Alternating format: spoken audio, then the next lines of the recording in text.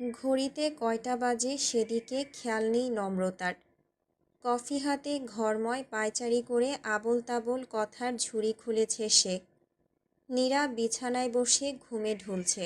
নম্রতা উত্তেজনা নিয়ে বলল, ও যে হঠাৎ এমন কিছু বলবে বা বলতে পারে তা আমি কল্পনাতেও ভাবতে পারিনি। হুট করেই বলে ফেলল, আপনি হয়তো একটু বেশি সুন্দর, তাই না? আমি জাস্ট বোকার মতো তাকিয়েছিলাম। ওই সময় নাদিমার অন্তু না ফিরলে আমার যে কি হতো ভাবতে পারছিস? নীরা হাসল, মাথা দুলিয়ে বলল, ভাবতে পারছি, কিন্তু বিশ্বাস করতে পারছি না। নম্রতা বিছানায় এসে বসল, অস্থির হয়ে বলল, তাহলে আমার কি অবস্থা হয়েছিল একবার ভাব। একদম আনএক্সপেক্টেড কিছু। নীরা হাসছে। আরফান নামক ব্যক্তিটাকে তার বেশ লাগছে। নীরা বালিশে ঠেস দিয়ে আয়েশ করে বসল। ঠোঁটে দুষ্টু হাসি ঝুলিয়ে বলল, আগে আগে দেখো হোতা হে ক্যা। কথাটা বলে চোখ টিপল নীরা। নম্রতা হাসতেই আবারও বলল, আমরা হয়তো লোকটাকে ঠিক চিনতে পারিনি নমু। লোকটা সবার সামনে যেমনটা শো করে আসলে তেমনটা নয়, ভিন্ন রকম। নম্রতা উত্তর দিল না। সুপ্ত দীর্ঘশ্বাস ফেলল। গালে হাত দিয়ে আরফানকে ভাবতে লাগল, ভিন্ন রকম।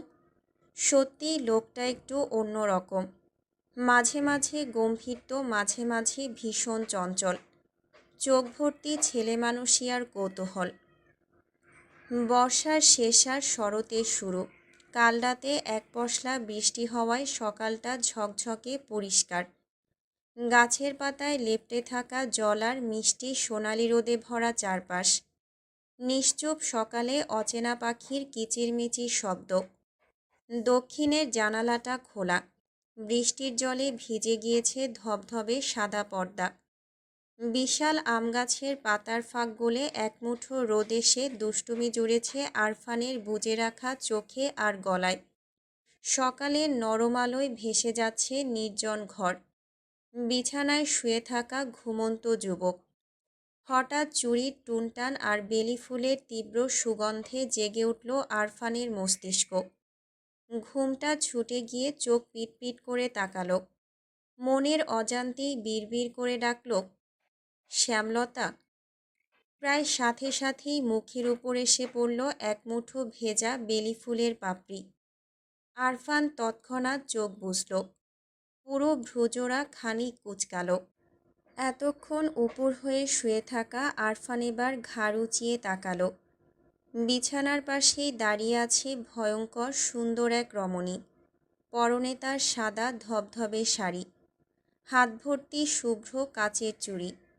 চঞ্চল চোখ দুটোতে মায়া মেশানো কাজল। সারা শরীরে তাজা বেলি ফুলের অলঙ্কার। স্নিগ্ধ মুখটি সকালের নরম আলোয় ভেজা বেলি ফুলের মতোই কোমল সুন্দর।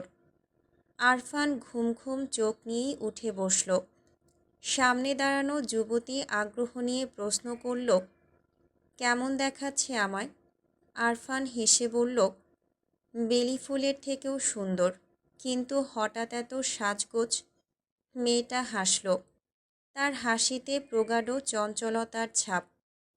শরতের আকাশ ভর্তি সাদা মেঘের পদচারণ। তুমি কি জানো, শরতের প্রেমিকা হলো মেঘ। তাই আমি মেঘ সেজে শরৎকে প্রেম নিবেদন করছি, শুভেচ্ছা জানাচ্ছি। আমাকে মেঘের মতো লাগছে না?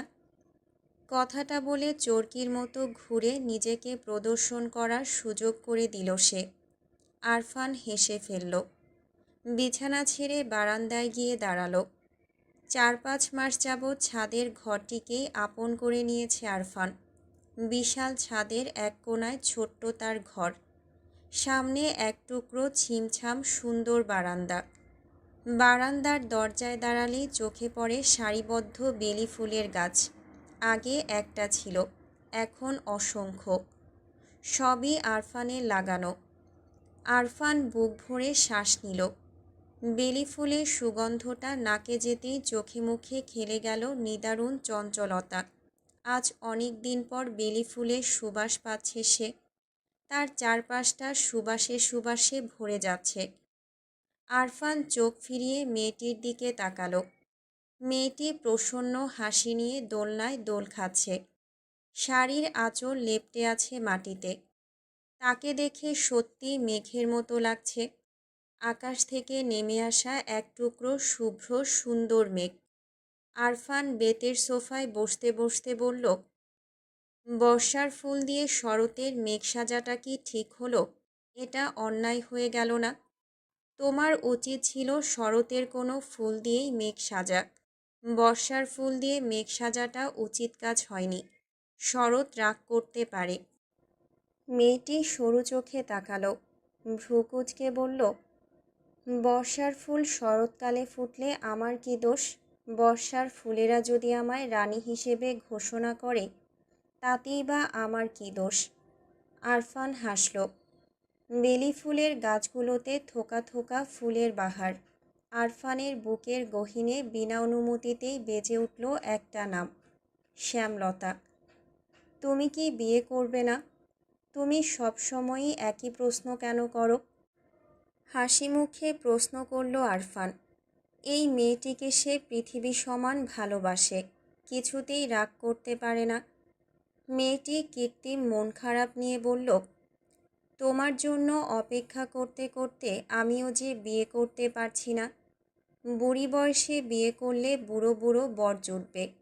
আমি বুড়ো বর বিয়ে করতে রাজি নই। তাহলে তোমাকে বিয়ে দিয়ে দিলেই হয়ে যাচ্ছে। আমার বিয়ে নিয়ে কেন পড়ে আছো? মেয়েটি সীমাহীন বিস্ময় নিয়ে বলল, কি বলছো? তুমি জানো না, মা আর আমি কঠিন একটা প্রতিজ্ঞা করেছি। তুমি আগে বিয়ে না করলে মা আমায় বিয়ে দেবে না, আর আমিও বিয়ে করব না। দেখলে না বড় ভাইয়ার সাথে কেমন ইনসিডেন্ট ঘটে গেল? সব কি আমার দোষ ছিল ভাইয়া? নিদ্রার শেষ বাক্যটা বড্ড বিষণ্ণ শোনালো আরফানের কানে। নিদ্রার সাথে কখনোই অতটা সখ্যতা ছিল না আরফানের। ছোট থেকেই পড়াশোনা নিয়ে ব্যস্ত আরফান বোনের সাথে খুব একটা সহজ হয়ে উঠতে পারেনি। নিদ্রাও ধারের কাছে আসতো না। নিদ্রার সকল বায়না দুষ্টুমি পাগলামো ছিল আরফানের বড় ভাই নেহালকে কেন্দ্র করে। নেহালও ছিল আমোদপ্রিয়, চঞ্চল। ছোট বোনটাকে পাগলের মতো ভালোবাসত। কিন্তু হঠাৎই সব পাল্টে গেল ভাইয়ার আকস্মিক মৃত্যু। তার 1 বছর পর বাবার অনাকাঙ্ক্ষিত মৃত্যুতে কিভাবে যেন নিদ্রার সাথে ঘনিষ্ঠতা তৈরি হলো আরফানের। তবুও কোথাও একটা বিস্তর ফারাক। আরফান চেষ্টা করেও নেহালের মতো অতটা ভালোবাসা প্রকাশ করতে পারে না। বোনটা যে তার বড্ড ভালোবাসার কাঙাল। আরফান দীর্ঘশ্বাস ফেলে চোখ তুলে তাকালো। চোখের কোণে জল জমেছে তার। সকালের রোদে চিকচিক করছে সেই অশ্রু। নিদ্রা নিস্তব্ধ। আরফান ধীর পায়ে নিদ্রার পাশে দোলনায় বসল। ডান হাতটা কোলে নিয়ে আদুরে কণ্ঠে বলল, তোমার কোনো দোষ ছিল না Nidu. It's all about destiny. Nidra অসহায় চোখে তাকালো। আরফানের বুকে আলতো করে মাথা রেখে বলল, ইটস এ ডেস্টিনি। আরফান হালকা হাতে বোনকে জড়িয়ে নিয়ে বলল, ইয়াপ, ইটস এ ডেস্টিনি। কয়েক সেকেন্ড নিস্তব্ধ কাটার পর হঠাৎই কথা বলল আরফান, তোমাকে আমার অপিনিয়নটা জানানো হয়নি নিদু। নিদ্রা কপাল কুঁচকে বলল, opinion? Opinion of what? Arfan ঠোঁটে হাসি ঝুলিয়ে বলল, অ্যাবাউট দ্যাট গার্ল। নিদ্রা চোখ বড় বড় করে তাকালো। আরফান রহস্যময় হাসি দিয়ে বলল, মেয়েটি আসলেই মারাত্মক সুন্দরী। নিদ্রা এবার মাত্রাতিরিক্ত বিস্ময় নিয়ে বলল, মেয়েটার সাথে দেখা হয়েছিল তোমার? হ্যাঁ, হয়েছিল। কিভাবে? হসপিটালে। তার বন্ধু আমার পেশেন্ট ছিল। তুমি তাকে বকনি? আরফান হেসে মাথা নাড়ল। নিদ্রা কৌতূহলী হয়ে প্রশ্ন করল, তোমার রাগটা কি মোটামুটি থেকে শূন্যে নেমে গিয়েছে? আরফান হেসে বলল, মনে হচ্ছে। তুমি কি তাকে বিয়ে করছো? মেয়েটার চোখে বিস্ময়। আরফান কয়েক সেকেন্ড চুপ থেকে বলল, বিয়ে করছি কি না জানি না, তবে সম্ভাবনা আছে। আমি তার একটা সিক্রেট জেনে গিয়েছি। সেই সিক্রেটটা পুরোপুরি এক্সপোজ করার অপেক্ষায় আছি। আমার ধারণা সে আমার সাথে গেম খেলার চেষ্টা করছে। নিদ্রা লাফিয়ে উঠে বলল, তার মানে তুমি বিয়ে করছো? আমি এক্ষুনি মাকে জানাচ্ছি যে নিষ্প্রভ ভাইয়া বিয়ে করছে। মেয়েটে ঠিকঠাক, এখন শুধু বাসর সাজানো বাকি। আরফান ভ্যাবাচাকা খেয়ে বলল, বিয়ে করছি কখন বললাম? এইমাত্রই বললে। আচ্ছা, মেয়েটির নাম কি? মাকে তো ডিটেলস জানাতে হবে, তাই না? আচ্ছা, সে কি সবসময় জিনিসপত্র ফেলাফেলি করে, নাকি দেখে দেখে ল্যাপটপ জাতীয় জিনিসগুলোই ফেলে? টাইম মেনটেন করে ফেলে, নাকি যখন তখন ফেলে? আচ্ছা, তুমি উত্তরগুলো লিস্ট করতে থাকো। আমি আগে মাকে গিয়ে ইনফর্ম করে আসি। She should know the great news. কথাটা বলেই চঞ্চল পায়ে বেরিয়ে গেল নিদ্রা। ঘটনার আকস্মিকতায় আরফান হতবিহ্বল চোখে তাকিয়ে রইল। তারপর হঠাৎই ডেকে উঠে বলল, but I don't even know she is engaged or not. Nidu, Nidu দাঁড়াও। নিদ্রার দেখা পাওয়া গেল না। সিঁড়িতে বেজে ওঠা পায়ের শব্দগুলো মিলিয়ে গেল দূরে। আরফান ছোট্ট শ্বাস টেনে দোলনায় গা এলালো। ঠোঁটের কোণে অযথাই হাসি ফুটে উঠল। চোখ দুটো বোজার সাথে সাথেই ভেসে উঠল আকর্ষণীয় সেই পা, নেশা ধরানো সেই তিল, সেই সাথে নম্রতার বিস্মিত আশ্চর্য দুটো চোখ। 2 দিন হলো ফাইনাল পরীক্ষার শেষ। গদবাঁধা পড়াশোনা থেকে ক্ষণিকের মুক্তি। ঘাসের ওপর হাত পা ছড়িয়ে বসে আছে বন্ধুরা। অন্তুর ভাঙা হাত এখন ঠিকঠাক কিছুটা, সেই সাথে ঠিকঠাক তার মাথাও। গত 1 মাস যাবৎ নীরার সাথে কোনোরূপ ঝামেলা সে করেনি, একদম স্বাভাবিক থেকেছে। শান্তভাবে পরীক্ষাগুলোও দিয়েছে। কয়েক মাস আগে অ্যাডমিশন হওয়ায় নতুন নতুন ছাত্রছাত্রীতে ভরে গিয়েছে ক্যাম্পাস। সব ফ্রেশার্স। প্রতিবারের মতোই মেয়েগুলো মাত্রাতিরিক্ত সুন্দরী। নাদিম, অন্তু, রঞ্জন নতুন মেয়েদের নিয়ে আলোচনা করছে। ছোঁয়া গভীর মনোযোগে বইয়ের পাতা উল্টাচ্ছে। নম্রতা মুখ ফুলিয়ে বসে আছে। গোটা 1 মাসে আরফান একবারের জন্য যোগাযোগ করার চেষ্টা করেনি, একবারের জন্যও না। মানুষটা সত্যি সত্যি বিয়ে করে সংসারী হয়ে গেল না তো আবার? নম্রতার রাগ লাগছে। আরফান যদি সত্যি বিয়ে করে থাকে তাহলে তাকে একদম দেখে নেবে নম্রতা, পত্র দেবে তাকে আর বিয়ে করবে অন্য কাউকে। এত সোজা? এমন হলে গলায় ছুরি ঝুলিয়ে বিয়ে করতে বাধ্য করবে। দরকার হলে সতীন নিয়ে সংসার করবে, নয়তো আরফানকে খুন করে জেলে গিয়ে বসে থাকবে। শান্তি। নাদিম গিটার কোলে নিয়ে বসেছিল। পাশ দিয়ে দুটো মেয়েকে যেতে দেখেই ভদ্র ছেলের মতো কাছে আসতে বলল। মেয়েগুলো প্রত্যুত্তর না করে সামনে এসে দাঁড়ালো। দুইজনের চোখমুখী রক্তশূন্য ফ্যাকাশে। ভাবভঙ্গি দেখে মনে হচ্ছে ভয়ে এখনই জ্ঞান হারাবে। নাদিম বিরস কণ্ঠে বলল, নাম কি? কোন ডিপার্টমেন্ট? মেয়ে দুটো ভয়ে ভয়ে নাম বলল। তাদের গলা কাঁপছে, চোখ দুটো কাদো কাদো। আজকালকার ফ্রেশারদের এমন ন্যাকা ন্যাকা ভাব দেখলে মেজাজ খারাপ হয়ে যায় নাদিমের। নাদিম গম্ভীর কণ্ঠে বলল, পানি আছে? ঠান্ডা পানি খাওয়াও তো। দুজনের মাঝে লম্বা মেয়েটি যন্ত্রের মতো করে ব্যাগ থেকে পানির বোতল বের করল। বোতলটা নিতে গিয়ে নাদিম খেয়াল করল মেয়েটা ঠক ঠক করে কাঁপছে। এক ঢোক পানি গিলে গলাটা ভিজিয়ে নিয়ে ছোঁয়ার হাতে দিল সে। ছোঁয়া বোতলটা নিয়ে গভীর পর্যবেক্ষণ করল। চশমাটা ঠিকঠাক করে নিয়ে গন্ধ শুকল। সন্দিহান কণ্ঠে বলল, এটা কি মিনারেল ওয়াটার অথবা ফোটানো? জি না আপু, ভার্সিটি থেকেই নিয়েছিলাম। ছোঁয়ার মুখভঙ্গি দেখার মতো হলো। চোখ মুখ কুঁচকে বোতলটা নাদিমের হাতে ধরিয়ে দিয়ে বলল, সরি, আমি মিনারেল ওয়াটার ছাড়া খাই না। কত শত ব্যাকটেরিয়া আছে। ছি। নাদিম বোতল দিয়েই ছোঁয়ার মাথায় থাপ্পড় লাগালো। চোখ রাঙিয়ে বলল, বালের মিনারেল ওয়াটার মারাইতে আসছিস? আমি এইটা বুঝি না, তোর মতন গবেট ইংরেজরে এখনও এই দেশে রাখতেছে কেন? I want to give you a লাথি। বিশ্বাস কর দোস্ত, তোর মতো গবেটরে বেশি হইলে ড্রেনের পানি খাওয়ানো যায়। এর থেকে শুদ্ধতম কিছু তোর লাইগ্গা বাংলাদেশে নাই। ছোঁয়া চোখ রাঙিয়ে তাকালো। নাদিম ড্যামকেয়ার ভাব নিয়ে বাকি পানিটুকু শেষ করে বোতলটা ফিরিয়ে দিল। বেশ আয়েশ করে বসে বলল, আমাগো ডিপার্টমেন্টেই তো ভর্তি হইছ, চিনো আমাগো? মেয়ে দুটো অসহায় মুখে মাথা নাড়ল, যার অর্থ চেনে না। নাদিম আগলা কণ্ঠে বলল, মামা, চেনে না তো। এই দুঃখে ছাদ থেকে লাফ দিয়া মইরা যাইতে মন চাচ্ছে। আতঙ্কে মেয়ে দুটোর গলা শুকিয়ে এসেছে। তাদের সচেতন মস্তিষ্ক জানান দিচ্ছে র্যাগিংয়ের মতো বিশ্রী প্রথাটার মধ্যে তারা ফেঁসে গিয়েছে। নম্রতা রয়ে শয়ে বলল, কষ্ট পাইস না দোস্ত, না চিনলে এখন চিনবে। সমস্যা কই?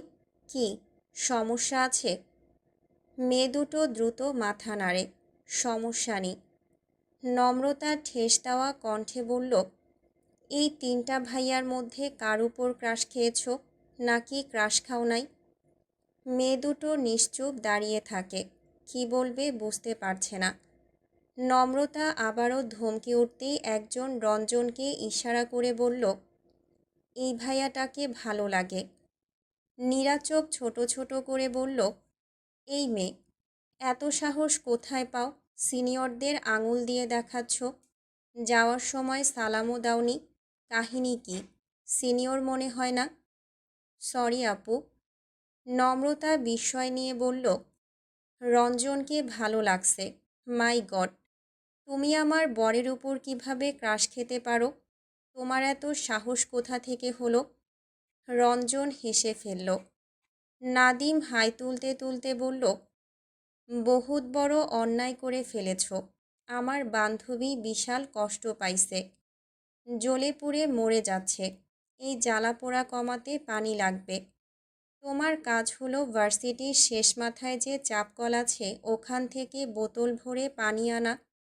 সময় মাত্র 15 মিনিট। 1 মিনিট এপাশ ওপাশ হলে খবর আছে।